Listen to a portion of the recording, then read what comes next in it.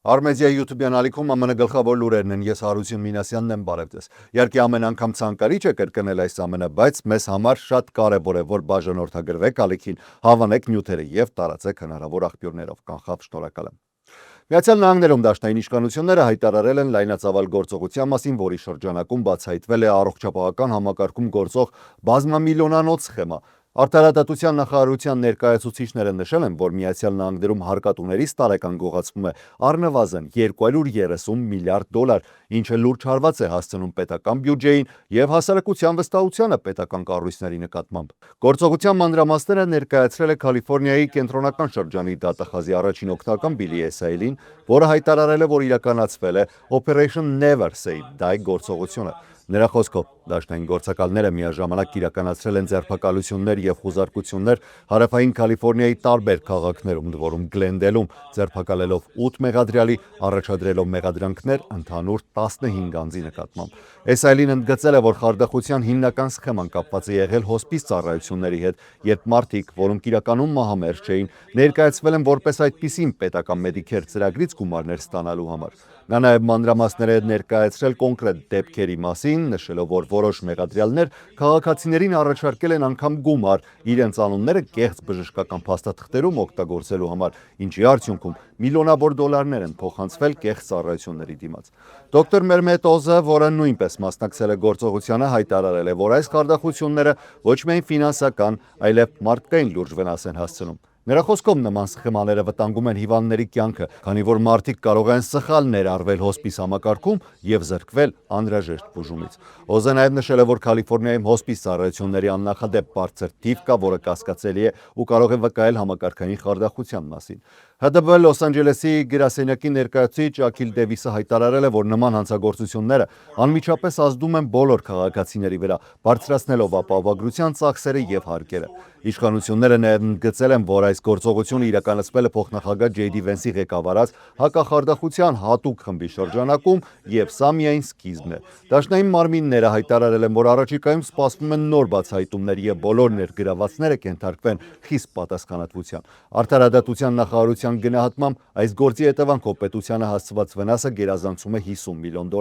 Մեղադրյալների թվում կան առողջապահական ոլորտի ներկայացուցիչներ, բուժքույրեր, հոգեբան, քայրոպրակտոր բժիշկ, որոնք ըստ մեղադրանքի ներգրաված են եղել կեղծ ծառայությունների միջոցով գումարների յուրացման մեջ։ Գործի շրջանակում մեղադրվում են նաև գումարների լվացման մեջ, իսկ ստացված միջոցները ծախսվել են անձնական կարիքների վրա, ներառյալ անշարժ գույքի, ավտոմեքենաների, ճամփորդությունների։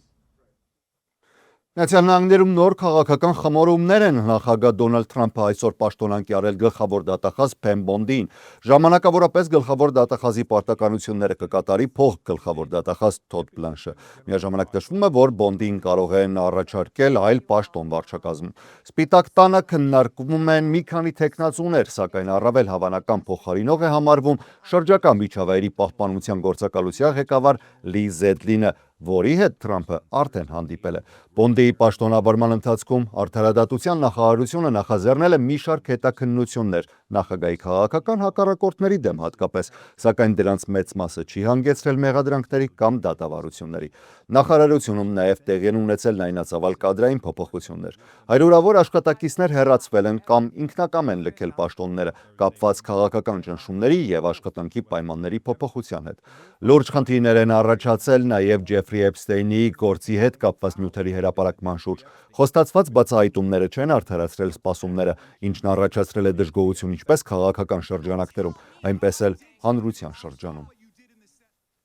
Մերձավոր Արևելք տեղափոխվենք, այստեղ իրավիճակը շարունակում է սրվել։ Միացյալ Նահանգների, Իսրայելի եւ Իրանի միջև հակամարտությունը մտել են նոր, առավել վտանգավոր փուլ հարվածների շարունակությամբ եւ էսկալացիայի աճով։ ԱՄՆ-ն եւ Իսրայելը շարունակում են հարվածներ Իրանի ռազմական ենթակառուցվածքների ուղղությամբ, մինչդեռ Իրանը եւ նրա աջակցությամբ գործող խմբավորումները պատասխանում են նոր հրթիռային եւ անօդաչու հարձակումներով։ Լիբանանում նույնպես իրավիճակը լարված է։ Իսրայելի հարվածների հետևանքով զոհերի եւ վիրավորների թիվը շարունակում է աճել, իսկ ռազմական գործողությունները ընդլայնվում են երկրի հարավային շրջաններում։ Հաղորդվում է նաև, որ մի շարք հիվանդանոցներ տարհանվել են անվտանգության նկատառումներից ելնելով։ Եմենում գործող հութիները, որոնք միացել են գործողություններին, արձակել են հրթիռներ եւ անօդաչու սարքեր ԱՄՆ-ի ռազմաբազաների եւ Իսրայելի ուղղությամբ։ Այս պահին որևէ հստակ նշան չկա, որ կողմերը պատրաստ են դադարեցնել ռազմական գործողությունները։ Խաղաղության հեռանկարը անորոշ է, իսկ էսկալացիայի վտանգը ել ավելի բարձր։ Իսրայելի բանակի խոսնակ Էֆրի Դեֆրինը ներկայացրել է վերջին ռազմական գործողությունների մանրամասները, հայտարարելով, որ հարվածները շարունակում են ոչ միայն ռազմական, այլև տնտեսական ուղղություններով։ Նրա խոսքով Իսրայելը հարվածներ է հասցրել Իրանի տնտեսական կառույցներին, որոնք ֆինանսավորում են ռազմական եւ ահաբեկչական գործունեությունը տարածաշրջանում։ Նշվել է, որ այդ միջոցներն օգտագործվել են տարբեր խմբավորումների աջակցելու համար, այդ թվում Հեզբոլլահի, Համասի, հութիների։ Դեֆրինը հայտարարել է, որ շարունակվում են հարվածները նաև Իրանի ռազմական ղեկավարության դեմ, որի արդյունքում սպանվել է բալիստիկ հրթիռների միավորի հրամանատարներից մեկը, ինչպես նաև մի շարք բարձրաստիճան հրամանատարներ, որոնք պատասխանատու էին Իսրայելի ուղղությամբ հրթիռների արձակման համար։ Իսրայելի բանակի խոսնակն ընդգծում է, որ շարունակելու են թիրախավորել բոլոր այն անձանց համակարգերը, ենթակառուցվածքները, որոնք ներգրաված են հարձակումների կազմակերպման մեջ։ Զուգահեռ շարունակվում են նաև ցամաքային գործողությունները։ Իսրայելի զորքերը խորացնում են իրենց վերահսկողությունը այն տարածքներում, որտեղից հնարավոր է հարձակումներ իրականացնել երկրի բնակավայրերի ուղղությամբ։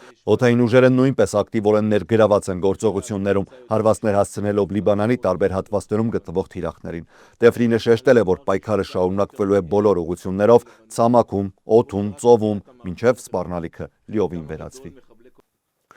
ՄԱԿ-ի գլխավոր քարտուղար Անտոնիո Գուտերեշը նախազգուշացրել է, որ Մերձավոր Արևելքը կանգնած է լայնամասշտաբ տարածաշրջանային պատերազմի եզրին։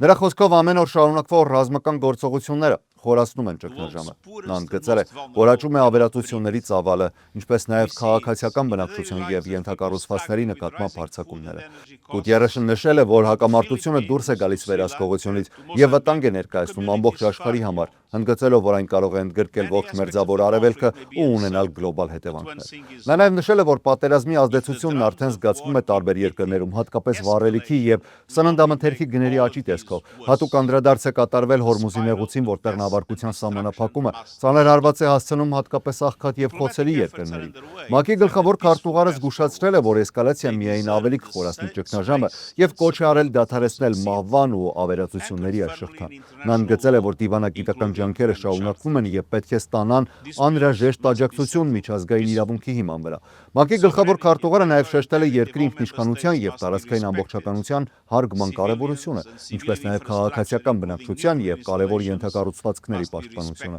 Նա հայտնել է, որ շարունակում է ակտիվ կապ պահպանել հակամարտող կողմերի հետ եւ հատուկ ներկայացուցիչ է ուղարկում տարածաշրջան աջակցելու խաղաղ լուծման որոնմանը։ Ամփոփելով Գուտերեշը ուղերձ է հղել։ Նա կոչ է արել Միացյալ Նահանգներին եւ Իսրայելին դադարեցնել պատերազմը, իսկ Իրանին դադարեցնել հարևանների նկատմամբ հարձակումները։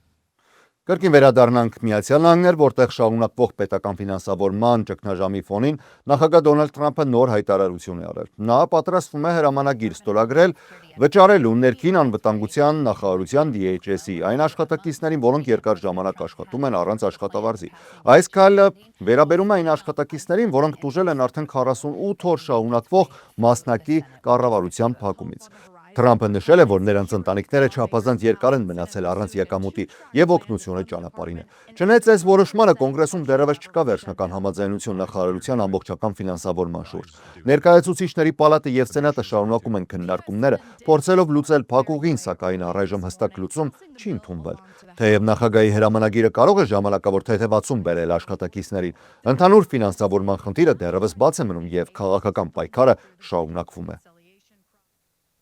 Նոր իրավական պայքար է սկսվում հիմա էլ ընտրական համակարգի շուրջ։ Դեմոկրատները դատական հայց են ներկայացրել նախագահ Դոնալդ Թրամփի դեմ, փորձելով կասեցնել նրա վերջին հրամանագիրը, որը որոշակի սահմանափակումներ է նախատեսում փոստային քվեարկության համար։ Հայցվորների թվում են Սենատի փոքրամասնության առաջնորդ Չակ Շումերը, Ներկայացուցիչների պալատի փոքրամասնության առաջնորդ Հաքիմ Ջեֆրիսը, ինչպես նաև Դեմոկրատական ազգային կոմիտեն ու մի շարք կուսակցական կառույցներ։ Նրանք պնդում են, որ նախագահը չի կարող ինքնուրույն որոշել, թե ով կարող է քվեարկել փոստով եւ ով ոչ, քանի որ այդ լիազորությունը պատկանում է նահանգներին եւ կոնգրեսին։ Թրամփի հրամանագրով նախատեսվում է կազմել ընտրողների ցուցակներ, որոնց հիման վրա փոստային ծառայությունը կուղարկի քվեաթերթիկներ միայն այն անձանց, որոնք համապատասխանում են դաշտային չափանիշներին։ Սակայն քննադատները նշում են, որ ընտրություններից առաջ մնացած այս ժամանակը բավարար չէ նման ստուգումներն իրականացնելու համար եւ հարցականի տակ են դնում այդ ցուցակների ճշգրտությունը։ Դեմոկրատները հայտարարում են, որ սա հերթական փորձն է ազդելու ընտրական գործընթացի վրա եւ սահմանափակելու քվեարկության հնարավորությունները։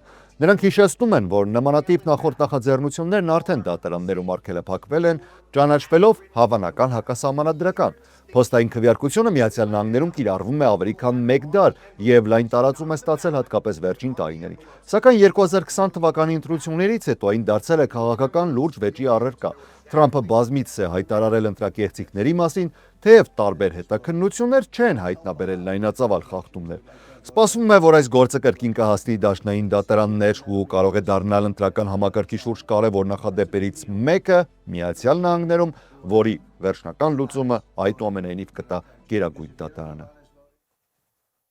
Միացյալ Նահանգներում մեկնարկել է լայնածավալ նոր նախաձեռնություն, որը նպատակ ունի պայքարել միկրոպլաստիկների դեմ, դրանք դիտարկելով որպես առողջապահական լուրջ սպառնալիք։ Առողջապահության եւ սոցիալական հարցերի նախարար Ռոբերտ Քենեդի կրտսերը հայտարարել է, որ միկրոպլաստիկներն արդեն առկա են մարդու օրգանիզմում, հայտնաբերվելով արյան մեջ, թոքերում, լյարդում, երիկամներում, նույնիսկ ընկերքում։ Նրա խոսքով այս երևույթը այլևս չի կարելի դիտարկել որպես հեռավոր կամ տեսական վտանգ։ Միկրոպլաստիկների ազդեցությունը դարձել է լայն տարածված եւ շարունակաբար աճող խնդիր։ Հետազոտությունները ցույց են տալիս, որ մարդիկ ամեն տարի ստանում են մեծ քանակությամբ միկրոպլաստիկներ սննդի, ջրի, օդի միջոցով։ Դրանք կուտակվում են օրգանիզմում ու կարող են ունենալ լուրջ հետևանքներ առողջության վրա։ Գիտնականները զգուշացնում են, որ միկրոպլաստիկները կարող են առաջացնել բորբոքումներ, սրտանոթային խնդիրներ, ճանաչողական խանգարումներ, նույնիսկ նպաստել ուռուցքների առաջացմանը։ Նշվում է նաև, որ հիվանդ մարդկանց օրգանիզմում միկրոպլաստիկների մակարդակը ավելի բարձր է, ինչը լրացուցիչ մտահոգություն է առաջացնում մասնագետների շրջանում։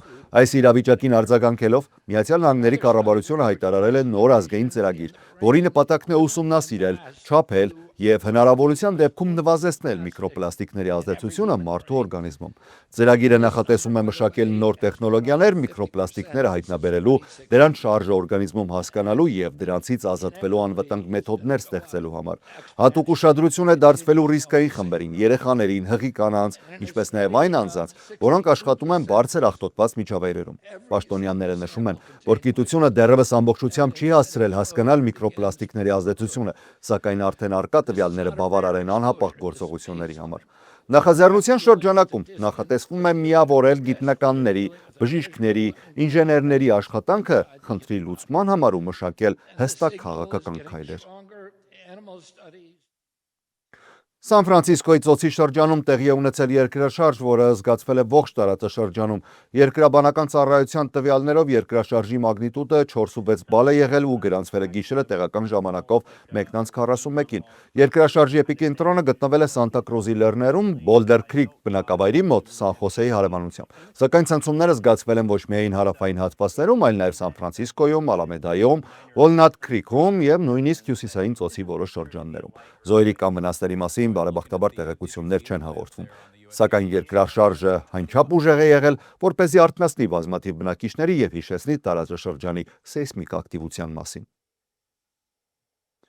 Լոս Անջելեսում կայանալիք 2028 թվականի օլիմպիական խաղերի տոմսերի վաճառքի առաջին փուլը մեկնարկել է։ Տոմսեր ձեռք բերելու հնարավորություն են ստացել նախապես գրանցված սահմանափակ թվով դիմորդներ հարավային Կալիֆոռնիայից եւ Օքլահոմա Սիթիից, որոնք ընտրվել են պատահական վիճակահանությամբ։ Կազմակերպիչների հաղորդմամբ ընտրված անձին կստանան կամ արդեն ստացել են էլեկտրոնային նամակ իրենց համար նախատեսված ժամանակային պատուհանի մասին տեղեկացմամբ։ Նրանք կունենան 48 ժամ ապրիլի 2-ից մինչև ապրիլի 6 ընկած ժամանակահատվածում, որպեսզի առցան ձևով ավարտեն տոմսերի գնումը։ Տոմսերի գները տարբեր են սկսած $28-ից մինչև ավելի քան $1000 կախված մարզաձևից, նստատեղից եւ միջոցառման փուլից։ Մեկ գնորդը կարող է ընդհանուր առմամբ ձեռք բերել մինչև 12 տոմս, սակայն բացման եւ փակման արարողությունների համար սահմանափակում է գործում 4 տոմս 1 անձի համար։ Ըստ կազմակերպիչների տոմսերի մոտ կեսը կարժեն ավելի քան $200, մոտ 5%-ը կգերազանցի $1000։ Նրանք, ովքեր չեն ընտրվել առաջին փուլում, ավտոմատ կերպով կմասնակցեն հաջորդ փուլերին։ Հանրային լայն վաճառքը նախատեսվում է սկսել ապրիլի 9-ից, իսկ առաջիկա ամիսներին կլինեն նաև լրացուցիչ հնարավորություններ տոմսեր ձեռք բերելու համար։ Բացի այդ, նախատեսվում է 2027 թվականին գործարկել վերավաճառքի հաստատված հարթակ, որը հնարավորություն կտա երկրպագուներին կրկին փորձել ձեռք բերել տոմսեր մինչև խաղերի մեկնարկը։ Եվ օրվա վերջին լուրը։ Թեև գիտեք, վերջին շրջանում Միացյալ Նահանգներում էլեկտրամեքենաների նկատմամբ պահանջարկը նվազել է, այդուամենայնիվ Նյու Յորքի ավտոսրահում խոշոր ավտոարտադրողները ներկայացրել են նոր էլեկտրական մեքենաներ։ Վաճառքի անկումը հատկապես կապված է այն հանգամանքի հետ, որ Թրամփի վարչակազմը չեղարկել է էլեկտրամեքենաների համար նախատեսված հարկային արտոնությունները։ Արդյունքում վերջին ամիսներին էլեկտրական մեքենաների մասնաբաժինը շուկայում զգալիորեն նվազել է։ Սակայն նաև պետք է հաշվի առնել, որ վերջին շաբաթներին վառելիքի գների աճ է գրանցվում ու նորից հետաքրքրություն է առաջացել էլեկտրամեքենաների նկատմամբ։ Ավտոարտադրող ընկերությունները վստահ են, որ սա ժամանակավոր անկում է։ Նրանց գնահատմամբ էլեկտրական մեքենաները շարունակում են մնալ ավտոարդյունաբերության ապագան եւ շուկան առաջիկա տարիներին կրկին կաճի։ Ավտոարտադրողները շարունակում են ընդլայնել իրենց առաջարկը շուկա դուրս բերելով ավելի մատչելի նոր մոդելներ, որոնք նախատեսված են ավելի լայն սպառողների համար։ Այսպիսին էր ապրիլի 2-ի ամերիկյան լրահոսը, ես Հարություն Մինասյանն եմ, շնորհակալ եմ ուշադրության համար, ամենակարևորը եղեք առողջ եւ խաղաղ ցտեսություն։